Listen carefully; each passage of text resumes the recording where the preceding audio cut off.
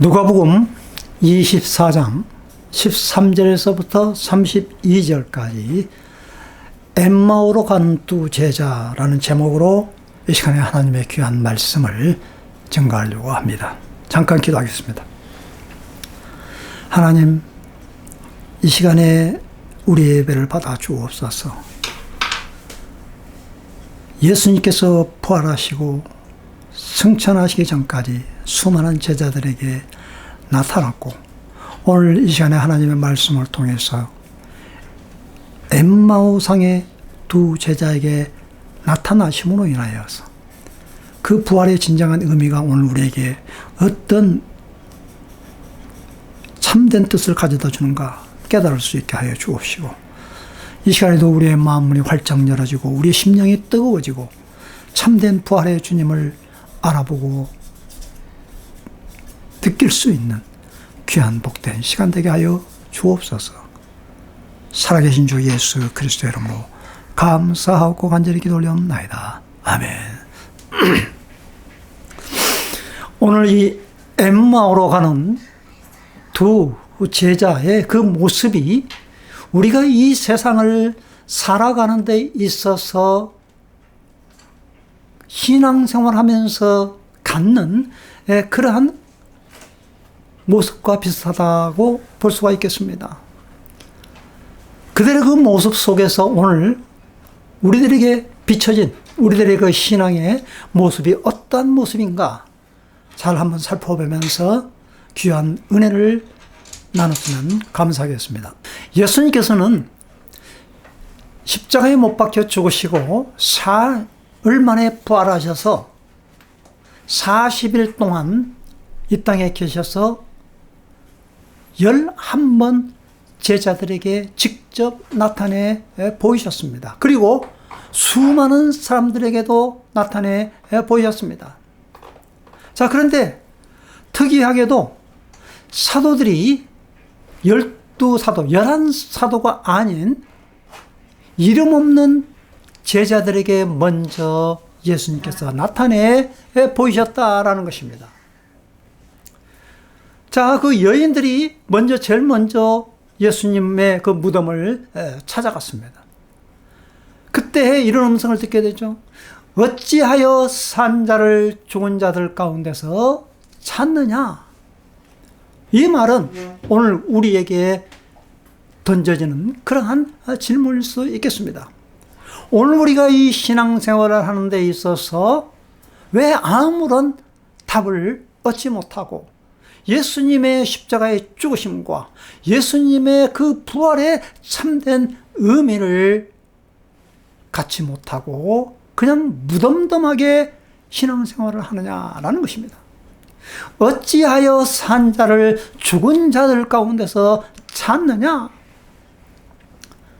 예수님께서는 수많은 예언의 말씀을 이야기했습니다. 기억하느냐? 죄인들에게 넘겨져 십자가의 죽음을 당하시고 사흘 후에 다시 살아나야 한다 하는 그러한 그 말씀하신 것을 기억하느냐?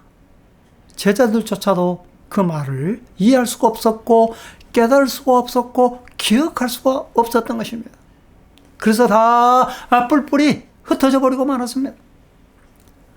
마리아, 막달라 마리아, 그리고 야고보의 어머니 마리아, 또 다른 여인들이 그 부활의 참된 그 기쁨을 제자들에게 가서 알렸을 때에 제자들은 반응은 어떻게 나타났습니까? 부활의 기쁜 소식을 허탄한 듯이 들었다라는 것입니다. 여인들이 말하는 그 부활의 증거를 헛소리로 여겼다라는 것입니다. 아마 그들은 이렇게 생각했을지도 모르겠습니다. 슬픔이 너무 커서, 충격이 너무 커서 이른 새벽에 무언가 잘못 보았구나라고 그렇게 여겼을 수도 있다라는 것입니다. 자, 오늘 본 말씀에 24장 13절에 이렇게 말씀을 하고 있습니다. 마침 그날에, 이 날은 바로 이 부활의 그러한 그 날인 것입니다. 그들 가운데 두 사람이 예루살렘에서 한 30리 떨어져 있는 엠마오라는 마을로 가고 있었다. 자, 여기서 오늘 이 엠마오 가는 그 두 제자, 이 본문의 말씀은 다른 공간복음에 없습니다. 오늘 이 누가복음에만 나와 있는 그 부활 소식의 아주 귀중한 그 중간에 삽입처럼 나와 있는 그러한 말씀이기 때문에 얼마나 참 이 누가의 저자는 중요한 것을 기록했는가 우리는 알 수가 있는 것입니다. 예루살렘에서 한 11km 떨어져 있는 그 엠마오로 마을로 가고 있었다라는 것입니다. 그들은 이미 그 여인들의 부활 소식을 접했을 것입니다. 이들도 마찬가지입니다. 그 무슨 허탄한 소리인가 라고 그렇게 생각하면서 자기의 일터로 이제 터벅터벅 아무런 희망과 아무런 소망 없이 근심과 피탄 속에서 그 두 제자는 엠마오로 가고 있었던 것입니다. 아마 이 두 제자는 그 12사도에 속한 그러한 제자가 아닙니다. 자, 그런데 그들 엠마오로 가는 그 길에서 일어난 그 모든 일을 서로 이제 이야기하고 있었던 것입니다. 그들은 이야기하며 토론하고 있었는데 중간에 예수님께서 나타나셔서 그들과 함께 같이 걸으셨습니다. 그러나 16절에 보니까 그들은 눈이 가리워져서 예수를 알아보지 못하였다라고 이렇게 말씀을 하고 있는 것입니다. 오늘 우리의 신앙생활하는 가운데 있어서 아무리 오래 다니고 또 목사고 장로고 권사고 집사고 아무리 신앙생활을 해도 예수가 누구인지를 모르고 우리는 신앙생활을 할 때가 많이 있다라는 것입니다. 예수님의 십자가의 죽으심과 이 부활의 참된 의미를 모르고 우리는 그냥 세속적으로 그냥 믿으면 복받지 죽으면 천국까지 하는 그러한 단순한 신앙으로 교회를 다니고 또 하나님의 말씀을 듣고 또 성경을 읽는 데에도 그 성경의 참된 진리를 발견하지 못하고 우리는 신앙생활을 하고 있지는 않습니까? 오늘 이 엠마오상의 그 두 제자 터벅터벅 힘없이 자기의 길을 걸어가고 있는 이 두 제자는 예수님이 그 중간에 나타나셨는데도 눈이 가리워져서 예수를 알아보지 못했다라는 것입니다. 왜 그들은 예수님과 동행하면서 못 알아봤습니까? 눈이 가리워졌다라는 것입니다. 창세기 3장 5절에도 보면 눈이 밝아져 그들이 부끄러움이 들어오게 되었던 것입니다. 오히려 눈이 밝아졌다. 그런데 부끄러움이 들어왔다. 이것은 뭡니까? 육적인 영의 눈이 밝아져야 되는데 육적인 눈이 밝아졌다는 것입니다. 그래서 자기 몸을 보니까 부끄러워졌다는 거예요. 왜? 선악과 나무를 따먹지 말라 했는데 그 선악과 나무가 눈에 보이는 이거 육적인 눈에 욕정의 그 욕심의 눈이 밝아져 가지고 보암육도 하고 먹음직도 해서 그들은 따먹었다는 거예요. 하나님의 말씀 명령을 거역했던 것입니다. 어떻게 보면 이 먹는 것은 우리의 그 본초적인 본능적인 그런 욕구 아니겠습니까? 이것 때문에 얼마나 많은 사람들이 시험에 빠지는지 모릅니다. 요즘에 마약의 그 범죄가 굉장히 지금 범람하고 있지 않습니까? 수많은 연예인들이 그 마약을 흡입함으로 인하여서 사회에 많은 그 지탄을 받고 있습니다. 그런 모든 그 범죄의 그 뿌리 속에, 깊은 뿌리 속에 그 마약이라는 것이 잠재해 있어가지고 그것이 많은 사람들을 혼란에 빠지게 한다. 젊은 청소년들을 눈을 어두우게 한다라는 것입니다. 자, 우리가 믿는 이 기독교, 예수 그리스도는 능력의 종교가 아닙니다. 예수님께서 공생의 사역을 하는 데 있어서 첫 번째 시험이 뭡니까? 먹는 거 가지고 시험했지 않습니까? 이 돌들을 가지고 떡덩이가 되게 하라. 그건 뭡니까? 하나님의 네가 정말 참된 하나님의 아들이라면 그러한 권능의 그 능력을 나타내 보이라. 그러면 모든 사람들이 믿을 것 아니냐? 수많은 사람들, 수많은 군중들이 예수님께서 보리떡 5개와 물고기 2마리로 5,000명을 먹이시고 12병 광주리에 남겼을 때 그들은 예수님을 참된 이 세상을 구원할 메시아로 여기면서 정치적인 그러한 왕으로 그들을 받아들였던 것입니다. 그들도 십자가에 못 박혀 죽을 때 다 뿔뿔이 흩어져 버리고 그들이 오히려 십자가에 못 박으라고 나중에 외쳤다. 우리는 사실을 기억해야 될 것입니다. 예수님의 시험은 바로 뭔가 기적을 일으켜가지고 아주 특수한 방법으로 슈퍼스타 그런 방법으로 인간을 구원하는 것이 아니다라는 것입니다. 하나님의 뜻은 인간의 몸으로 있고 이 땅에 오셔서 똑같이 인간과 같이 먹고 자고 그리고 십자가에 죽어야 하는 것이 바로 하나님의 계획이요. 인류의 구속에 대한 그 대속의 그 죽음이 그 속에 담겨져 있는 사단은 그것을 방해한다라는 것입니다. 그런 고난, 그거 하지 말고 그냥 당장 기적을 일으켜 도깨비 방망이식으로 말이죠. 예수님께서 17절에 24장 17절에 이렇게 물으셨습니다. 자기는 그들과 함께 엠마오 상으로 가는 그 2 제자에게 바로 내가 나야 나 그렇게 말하지 않았습니다. 예수님께서는 그들에게 물으셨죠. 당신들이 걸으면서 서로 주고받는 이 말들이 무슨 이야기입니까? 그들은 침통한 표정을 지었죠. 그리고 걸음을 멈추어서 그때 그들 가운데 하나인 글로바라는 사람이 예수님께 말하였던 것입니다.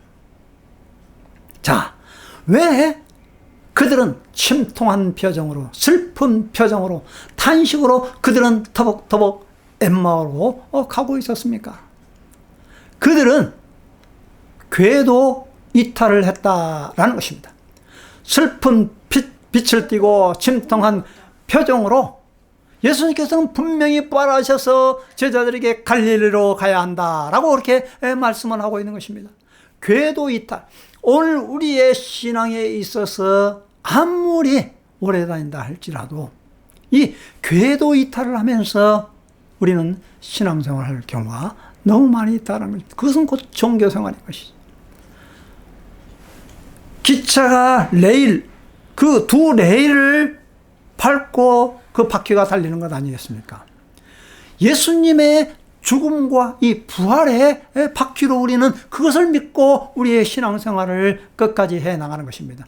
우리의 그 믿음과 우리의 그 행함, 이것이 2 레일이 되어져서 끝까지 주님 오심의 그 재림을 기다리면서 우리는 나아가야 된다는 것입니다. 오늘 이 엠마오상의 이 2 제자, 예수님께서 같이 동행하고 있는 그 사실조차도 그들이 눈이 어두워져서 알아보지 못한 그들의 마음이, 그들의 모습이 곧 오늘 우리가 이 세상에서 아무런 답을 얻지 못하고 생활하는 그러한 모습과 같지는 아니합니까? 우리의 그 생각의 그 틀, 그것을 우리가 프레임이라고 그러죠. 프레임, 딱 짜는 것 아닙니까? 그 박스 안에 갇혀있는 상태, 오늘 우리는 이 인간의 고정관념 생각에서 우리는 빠져나와야 된다라는 것입니다. 어떻게 감히 예수님이 부활해, 이미 이제 십자가에 그들은 보았죠. 십자가에 못 박혀 죽으신 것을 그들은 보았는데 그게 너무 처참하고 그게 너무 슬프다는 거예요. 이미 그들은 이제 죽었다라고 그렇게 생각했는데 그들의 고정관념을 깨버려야 한다는 것입니다. 우리가 물건을 새로 구입했을 때 제일 기쁨이 언제입니까? 언박싱하는 순간 아니겠습니까? 그래서 언박싱할 때 새로운 것을 이제 박스를 뜯을 때 거기에서 나타나는 그러한 그 물건들. 인간의 고정관념을 깨야, 언박싱해야 새로운 것을 우리는 받아들일 수가 있다는 것입니다. 예수님은 자기를 먼저 드러내셨습니까? 아닙니다.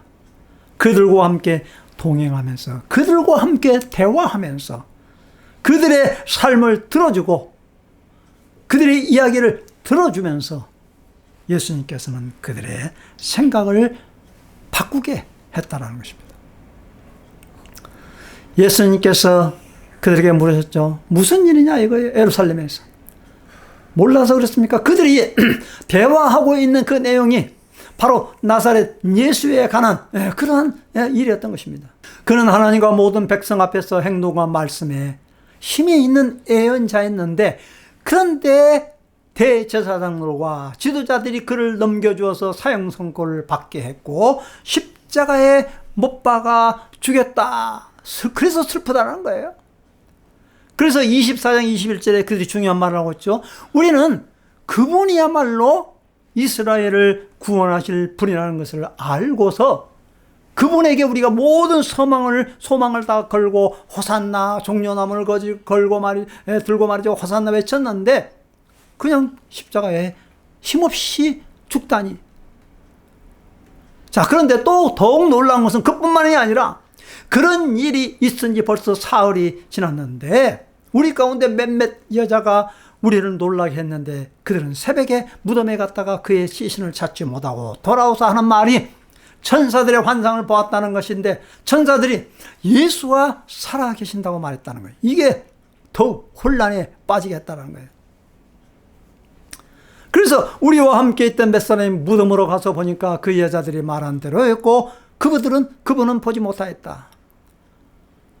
무덤에 갔는데 빈 무덤이어서 놀랬다 이거예요. 빈 무덤이니까 살아난 것을 그들은 믿고 부활을 받아들였어야 되는데 오히려 빈 무덤이 그들은 믿지 못했던 것입니다. 예수께서 그들에게 말씀하셨습니다. 25절이죠. 어리석은 사람들아, 예언자들이 말한 모든 것을 믿는 마음이 그렇게도 무디니 말입니다. 오늘 예수님의 하신 말씀을 우리는 정말로 깊이 명심해서 들어야 될 것입니다. 아무리 성경을 읽어도, 아무리 목사님께서 하신 그 말씀을 들어도, 듣기는 들어도 깨닫지 못하고, 보기는 보아도 우리는 깨닫지 못하는 이 우리들의 마음, 이 어리석음. 하나님의 성경의 말씀을 우리가 너무나도 더디 믿는다 이거야. 그대로 순전하게 받아들이지 못하고 한 번 더 의심의 필터에 또 담아 듣고, 그러니 믿을 수가 없는 것이죠. 26절에 예수님께서 말씀하고 있습니다. 그리스도가 마땅히 이런 고난을 겪어서 자기 영광에 들어가야 하지 않겠느냐. 그러면서 예수님께서는 모세와 모든 예언자에서부터 시작하여 성경 전체에서 자기에 관하여 써놓은 일들을 그들에게 설명해 주었던 것입니다. 자, 그 마을에 들어갔을 때 그들은 예수님은 더 가려고 했는데 그들이 자기의 집에 초청을 했어요. 저녁 때가 되니까, 날이 이미 저무니까 우리 집에 묵으십시오. 예수님께서 그들의 집에 이제 묵으러 들어가면서 음식을 뗄 때에 예수께서 빵을 들어서 축복하시고 그들에게 주었는데 그게 마치 성찬식, 예수님께서 떼어주시는 그 장면, 그리고 보리떡 5개와 물고기 2마리를 가지고 떼어지는 그런 장면, 이 빵은 내 살이요 이 음료는 내 피로다 라는 그런 말씀이 그들에게 기억이 났을 때 그제서야 그들의 눈이 열려서 예수님을 알아보고 한순간에 예수님께서는 그들에게서 사라져버리고 말았습니다. 그들은 서로 말했습니다. 길에서 그분이 우리에게 말씀하시고 성경을 풀이하여 주실 때 우리의 마음속이 뜨겁지 아니하더냐. 이 뜨겁지 아니하더냐. 카이오. 원래 이 헬라의 이 카이오의 뜻은 불을 켜다, 불 타다, 불 태우다, 불타오르지 않았는가 라는 그러한 뜻인 것입니다. 오늘 우리의 신앙생활에 있어서 가장 중요한 것은 우리의 모든 불신앙과 불신과 모든 흑암의 원수의 모든 죄의 세력들은 완전히 다 불에 태워버려야 되는 것입니다. 그래야만이 예수님께서 하나님의 말씀을 통해서 읽을 때 그 심지의 등불에 그 불이 켜질 때 밝아지는 것입니다. 성경을 예수님께서 풀이하여 주실 때 그들이 진정으로 그 말씀을 깨닫게 됐을 때 그들은 마음속에 뜨거움이 일어나게 되어졌던 것입니다. 마치 등불의 심지에 불이 켜져서 아주 뜨거웠던 것처럼, 불을 태우는 것처럼 그때 예수님을 알아보게 된, 예수님의 부활의 모습을 보게 된 그들은 이제는 새로운 삶으로 변하게 되어진 것입니다. 오늘 우리의 신앙생활은 바로 이러한 경험이 있어져야 될 것입니다. 우리의 눈이 가리워져서 예수님을 알아보지 못하는 그러한 상태에서 하나님의 말씀을 듣고 성경 말씀을 들을 때 우리의 심령이 뜨거워져서 하나님의 그 귀한 말씀을 쏙쏙 받아들이는, 마치 스펀지에 그 물이 들어가서 빨아들이는 그러한 마음으로 하나님의 말씀을 받아먹는 그러한 신앙생활의 삶이 그대로 나타나는 그러한 상태에 있을 때 우리는 참된 올바른 믿음의 신앙생활의 첫걸음을 뗄 수가 있다라는 것입니다. 바로 이 성경과 성령의 역사 아니고서는 우리는 신앙생활하는데 힘이 들어요. 빈 무덤도 부활을 증거하지 못했습니다. 눈에 보이는 외적 증거가 아니다라는 것입니다. 신명기 33장 1절에 보면 율법을 가리켜 불타는 율례다라고 이렇게 말씀을 하고 있는 것입니다. 계시를 열어주시는 성령, 깨닫게 해주시는 것입니다. 예수가 부활하셨다, 이 말은 아무나 믿는 것이 아닙니다. 성령의 역사가 아니고서는, 우리의 심령의 영적인 눈이 밝아지지 않냐고서는 예수님께서 부활하신 이 놀라운 진리의 말씀을 받아들일 수가 없는 것입니다. 성찬, 유일하게 예수님께서 제정해 주신 그 예식, 그게 바로 성찬 아닙니까? 이 떡을 받아 먹으라, 이것은 곧 내 몸이니 내 피다, 이 잔을 받아 마셔라. 예수님의 죽으심, 이것이 곧 영광인 것입니다. 예수님께서 이 땅에 오셔서 그 사명을 완수한 그것이 곧 예수님의 영광인 것인 것입니다.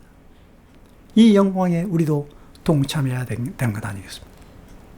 지난 주일날 잠자는 자들의 첫 열매가 되신 예수님, 오메르 보리 추수의 첫 곡식을 하나님 앞에 드려지는 그 첫 열매, 그게 오메르 개수로 인하여서 계속 매일매일 그와 같은 삶을 드려졌을 때에 49번째 7번째 주 7번, 그때의 오순절날 성령의 놀라운 강림이 임하게 되어지는 것입니다. 그때부터 그들은 마음껏 복음을 증거하게 되는 놀라운 제자들이 되어졌고 사도가 되어졌던 것입니다.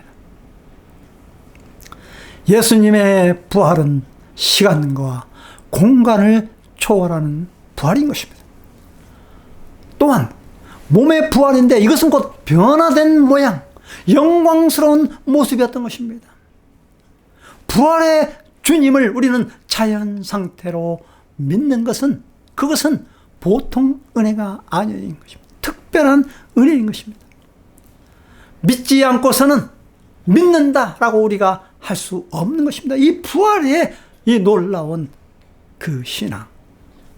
이것은 곧 무엇을 의미하고 있는 것입니까? 죽음의 병을 이긴 것입니다. 치유하신 것입니다. 우리 인간의 가장 고질적인 병, 어느 누구나 다 죽을 수밖에 없는 그러한 사망이 예수님 안에서 죽어버리는 것입니다.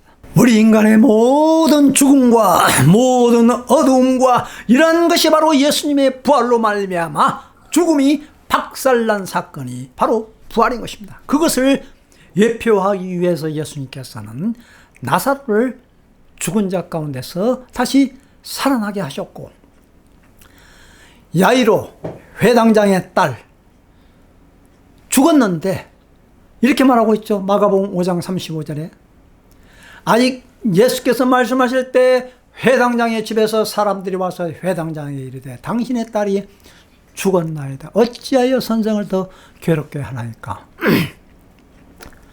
야이로의 딸이 죽었어요. 그런데 마가복음 5장 41절에 이렇게 말하고 있습니다.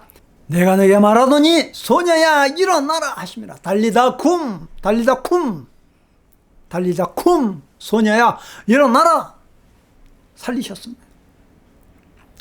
과부의 아들을 살리셨습니다. 성문 가까이 이르실 때 사람들이 한 죽은 자를 메고 나오니 이는 한 어머니의 독자요 그의 어머니는 과부라. 그 성에 많은 사람도 그와 함께 나오거늘 주께서 과부를 보시고 불쌍히 여기사 울지 말라 하시고 가까이 가서 그 관에 손을 대시니 맨 자들이 서는지라.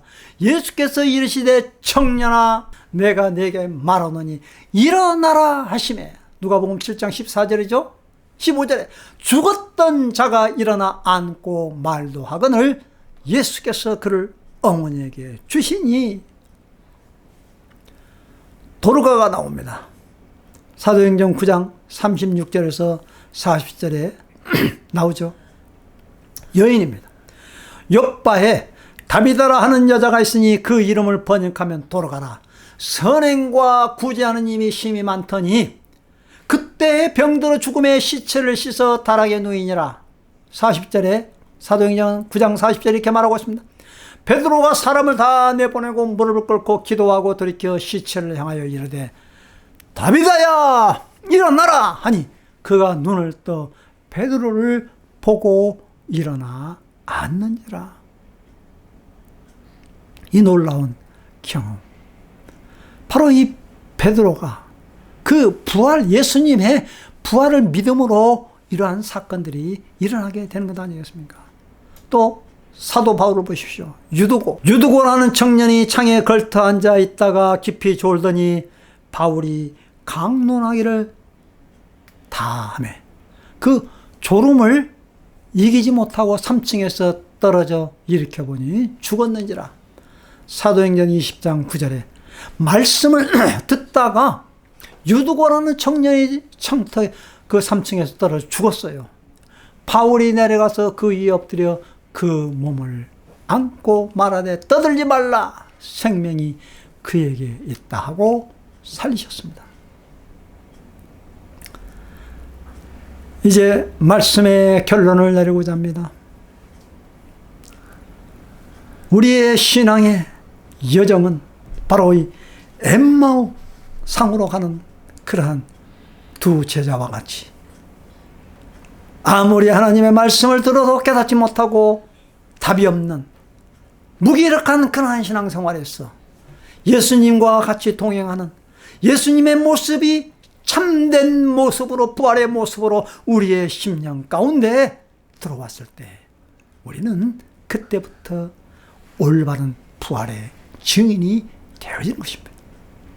증인, 이것은 내가 보았던 것을 말하는 것 아니겠습니까? 죽음을 각오하고 생명을 각오하고 말하는 것입니다. 지금 봄 아니겠습니까? 4월달 이렇게 부활절이 지나고 나서 일주일이 지났는데 이렇게 추워본 적이 없었던 것 같아요. 희한하죠? 그러나 봄을 이기는 겨울이 없습니다. 계속해서 겨울이 이렇게 추워질까요? 아닙니다. 이미 벚꽃도 피었고 이제 모든 들판에 그러한 새싹들이 또한 꽃이 활개를 펴고 일어날 것입니다. 봄이 옵니다. 봄을 억누르는 그러한 겨울이 없는 것입니다. 엠마오상의 두 제자, 변화. 우리의 마음도 변화가 일어나야 됩니다. 방향 전환이 일어나야 됩니다. 가던 길에서 되돌아가야 됩니다. 아무런 의미 없는 그러한 세상의 삶의 터전에서 터벅터벅 비탄의 삶에서 우리는 되돌아와서 증인된 삶으로 예루살렘 성에 가서 부활을 외쳐야 되는 것입니다. 요한복음 7장 37절에 39절에 보면 초막절 끝날에 누구든지 목마르다건 내게로 와라. 예수님께서 말하고 있죠. 성경의 이름과 같이 생수의 강이 넘쳐나리라. 예수님을 믿는 그러한 자들에게 그분을 믿는 사람들이 받게 될 성령을 가리켜 하신 말씀인 것입니다. 이제 초실절, 부활절을 맞이하여서 오메르 카운트가 시작되어집니다. 오늘 아침에 저는 새벽에 일어나서 오메르 카운트 7, 오메르 카운트 8 그렇게 계속해서 매일매일 기도하면서 오늘 또 내가 이러한 마음으로 주님 앞에 드려집니다. 성령을 사모합니다. 성령님 내 마음 가운데 오시고 성령이여 내 마음속에 오셔서 하나님의 말씀을 들을 때 내 심령이 뜨거워지게 하여 주십시오. 그때 오순절날 성령의 놀라운 그러한 힘이 듀나미스 강력하게 다이나믹하게 폭발할 것입니다. 다른 게 아닙니다. 성령의 역사인 것입니다. 배터리에 그 배터리가 다 나가버리면 아무리 날아가도 날아가지는 않습니다. 힘이 없어요. 배터리에 충전을 가해야 되는 것입니다. 충전을 해야 되는 것입니다. 비행기 하늘을 나는 그 어마어마한 광활한 그러한 하늘에도 비행기가 날아가는 그 궤도가 있습니다. 국내 경비행기가 날아가는 그러한 구도가 있습니다. 요즘 드론을 제가 좀 하고 있는데요. 150m 이상을 띄울 수가 없어요. 그게 법규인 것입니다. 그 드론을 날리다가도 전기가 드론을 날릴 때에도 그 배터리가 충전을 시켜가지고 띄우는 것입니다. 그래야 이 세상에 우리가 눈에 보이지 않는 곳까지 다 촬영 눈에 담을 수가 있는 것입니다. 그러면서 저 기도하죠. 드론이 우리 인간의 눈에 보이지 못한 그런 구석구석을 다 촬영하는 것처럼 주님, 제가 이 부활의 주님을 만남으로 성령이 충만해져서 하늘의 놀라운 신비스러운 그 영적인 비밀을 담대하게 펼쳐 보일 수 있는 참된 증인이 되게 해달라고 그렇게 저는 기도합니다. 사랑하는 동역자 여러분, 하루하루를 이 봄에 모든 만물이 샅샅이 트는 그러한 이 이른 추수 봄에 예수님의 부활 초실절을 맞이하여서 오메르 카운트를 셈으로 인하여서 오순절날 성령의 뜨거운 체험을 경험하는 우리 모두가 되어주시기를 주님의 이름으로 축원드립니다. 기도하겠습니다. 사랑해 주님, 엠마오상에 가는 그 두 제자, 아무런 답이 없고 의미가 없는 그 인생의 참된 가치를 느끼지 못하는, 세상을 향하여 나아가는, 이미 그들은 예수님과 함께 지냈고 또 말씀을 받았지만 허무하게도 십자가의 죽으심으로 인하여서 부활을 믿지 못하고 엠마오상으로 가는 그 두 제자의 모습이 오늘 우리가 신앙생활하는 그러한 연약하고 나약한 그러한 모습이 아니겠습니까? 그러나 오늘 이 시간에 예수님을 알아볼 수 있는 영적인 눈이 밝아지게 하여 주옵시고 우리의 눈이 띄어져서 예수님의 부활의 참된 모습을 보며 다시 예루살렘에 들어가서 제자들에게 부활의 소식을 외칠 수 있는 저희들이 되어지도록 도와주시옵소서. 그리하여서 주님 오시는 그날에 우리도 다시 부활해서 주님 맞이할 수 있는 참된 신앙인이 되어지는 저희들이 되어지도록 도와주옵소서. 살아계신 부활하신 주 예수 그리스도의 이름으로 감사하고 간절히 기도 올리옵나이다. 아멘.